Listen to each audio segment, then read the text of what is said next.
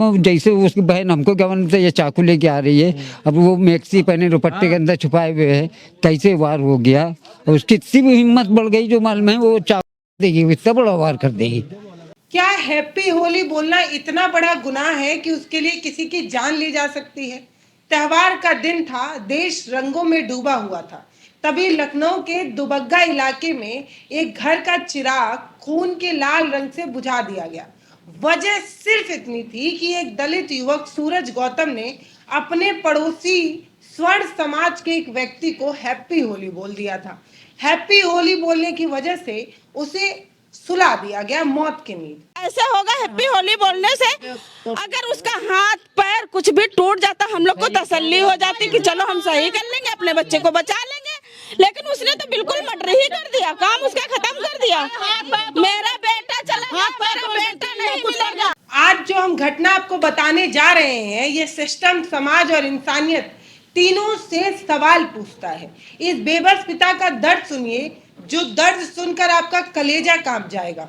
ये देखिए चोट है मेरा, और ये पीछे मालूम है सब खरोचे से घिसला।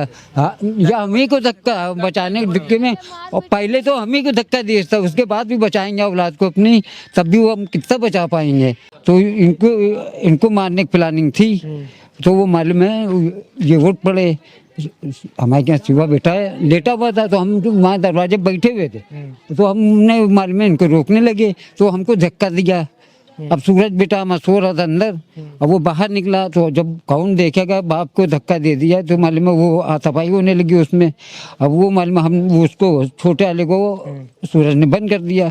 अब उसमें धक्का धुक्की में मालूम है वो शिवानी उसकी बहन नाम है, तो वो मालूम है शिवानी को आवाज़ दिया चाकू निकाल लो, चाकू निकाल लो। वो शिवानी आई, उसे शिवानी उसकी बहन। हाँ, अब ये बेचारे सब अंदर। तो सुना आपने, एक पिता के आंसू जो आज अपने बेटे सूरज के लिए न्याय की भीख मांग रहा है। महज 22 साल का सूरज, जिसकी गलती सिर्फ इतनी थी कि उसने अपने पड़ोसी मोहित तिवारी को भैया हैप्पी होली इतना ही कहा था। अब आप सोचिए कि एक दलित का किसी को हैप्पी होली विश कर देना, ये क्या इतना बड़ा गुनाह है? ये जाति अहंकार नहीं है तो और क्या है?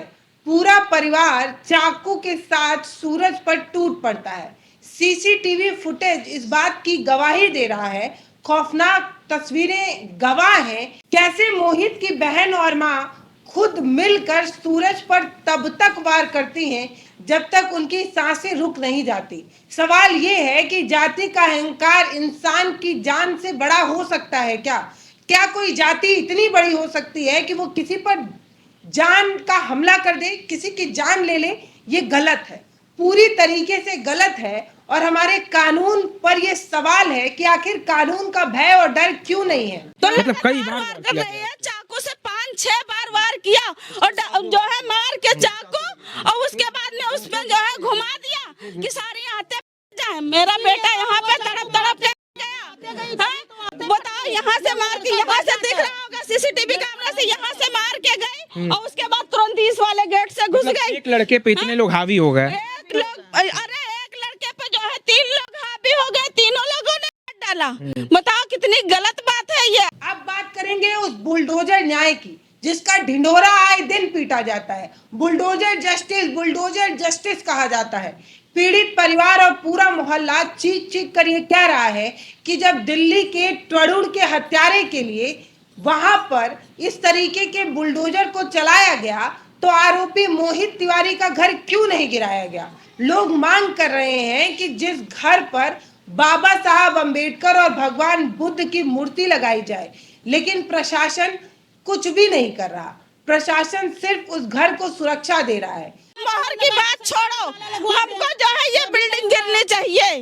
बस ये बिल्डिंग गिरे, यहाँ पे बाबा साहब की मूर्त स्थापित की जाए हर हाल में। रात के 2:30 बजे इस डरे हुए दलित परिवार के दरवाजे को कोई पीटता है। अब सवाल ये है कि क्या न्याय की परिभाषा जाति देखकर बदल जाती है? क्या बुलडोजर का तेल खत्म हो जाता है जब किसी दलित को न्याय देना होता है? यहाँ पर फिर से मैं एक बात साफ करना चाहती हूँ कि मैं किसी भी तरीके के बुलडोजर नीति को बिल्कुल सपोर्ट नहीं करती हूँ। मैं ये नहीं चाहती कि बुलडोजर चलाया जाए, लेकिन मैं ये सवाल जरूर पूछती हूँ कि हमारा जो कानून है या हमारा जो प्रशासन है वो दोगलापन क्यों दिखाता है? वो किसी जाति के लिए तो खड़ा दिखता है और किसी जाति को अनदेखा कर देता है। आखिर ऐसा क्यों? ये जातिवादी कीड़ा हमारे समाज, सिस्टम और अब प्रशासन और कानून के सिर पर चढ़ गया है। ये बात बिल्कुल सही है। इसका मतलब अगर कोई मरा है तो उसके जैसे दिल्ली में कांड हुआ है उसी तरीके इसका भी यहाँ घर गिरना चाहिए। सारा जो है उसका मैटर हो गया और जैसे तरुण के साथ हुआ है वैसे यहाँ भी बिल्डिंग गिरनी चाहिए। हमारी योगी जी से, मोगी जी से यही मांग है, मोदी जी आए और इस पे बुलडोजर चलाएं, क्योंकि हमारा बेटा गया है। हमारे बेटे की आग अभी खत्म नहीं हुई, ना ये जीवन भर खत्म होगी। समझ लो अभी भी मेरा बेटा घर पे छोटा वाला रहता है, उसके घर पे आते रोज कुंडी खटका के चले जाते हैं। आखिर वो लोग हैं कौन? अभी दूसरे बेटे पे भी वार होना चाह रहे हैं। अभी देखिए क्यों? क्या बोला पुलिस ने क्या बोला आपसे? पुलिस वालों ने हमसे कहा, हमने कहा सर ऐसा लग रहा है यहाँ पे कोई आया है ये वो, तो उन्होंने कहा ठीक है मैं अभी कर 112 कॉल किया तो उन्होंने आया, उन्होंने बयान लिया, बस चले गए। उन्होंने कहा कि ऐसा मत हो, वो हमारे भी ऑफिसर हो सकते हैं, ऐसा उन्होंने बोल के बस चले गए थे। तो ऑफिसर आएंगे तो आपका दरवाजा पीट के जाएंगे? नंबर बोलेंगे ना आपसे? हाँ मिलेंगे। और रात में भी कल कितने बजे घटना है ये? 2-2:30 बजे रात में गेट पीटा गया हमारा। 2-2:30 बजे कौन पुलिस वाला आता है? नहीं तब पुलिस, हाँ वही बात है ना, लेकिन जब पुलिस वालों को हमने फोन किया था वो दिन की बात है। दिन में यहाँ कोई आया था एक लड़का यहाँ पर, तो वो इनका गेट हला के देखा मोहित तिवारी का, और फिर मैं वहाँ बैठा था तो मुझको देखते हुए वो चला गया। फिर हमको कुछ शंका लगी तो हमने 112 मिला दिया। आपने क्या 2-2:30 बजे कोई प्रशासन का आदमी तो नहीं आएगा ना? फोन नंबर ले क्यों? नहीं आएगा, मुश्किल है। 2-2:30 बजे रात में कोई प्रशासन का आदमी नहीं आएगा तो वो मिल के जाएगा। बेटा ठीक हो, सुरक्षित हो, कोई दिक्कत तो नहीं है। अब आपको लग रहा होगा कि ये कोई पहली घटना है, ऐसा पहली बार हुआ है, तो ऐसा बिल्कुल नहीं है। आंकड़े इस बात की गवाही देते हैं कि दलित पर त्योहार के दौरान हमले होना बहुत सामान्य हो चुका है। याद कीजिए उत्तर प्रदेश के ही संत कबीर नगर की वो वाली होली जहां स्वर्ण समाज के लोगों ने दलित के 20 से अधिक घर आग के हवाले कर दिए थे। राजस्थान के अलवर में भी होली के दिन ही एक दलित युवक की जान ले ली थी। ये सच है। आजादी के इतने साल बाद भी दलितों के लिए होली का मतलब खून की होली क्यों बन जाता है? क्या संविधान की किताब में ही सिमट कर रह जाएगा क्या? न्याय देना हमारे सिस्टम का काम है, लेकिन सिस्टम जब जाति के कीड़े और जाति के लिबास में खुद ही लपेटा हो तो हम किससे न्याय की उम्मीद करें? तो एक ऐसा थोड़ी है कि कोई बच्चे के खेले न दो। और कितनी बार पुलिस ऐसी बात थोड़ी है। अब कोई मैच खेल रहा, कोई कुछ खेल रहा, तो इनका जलन क्यों होती है? क्यों जलन होती है? मतलब सारे बच्चों को गाली देता था बच्चन को और गाय भैंसी जो बैठा होता है उसको सबको यही मारपीट करते रहते हैं, हमेशा मारपीट। अरे जात के पंडित हैं, अन्याय क्यों कर रहे हैं आप? आप ही तो पहले कर रहे हैं अन्याय, पहले अन्याय आप ही तो कर रहे हैं।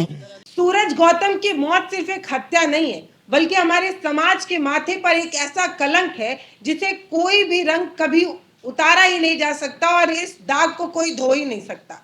आज वो दलित परिवार दहशत के साए में जीने पर मजबूर है। प्रशासन मूक दर्शक बनकर बना हुआ है।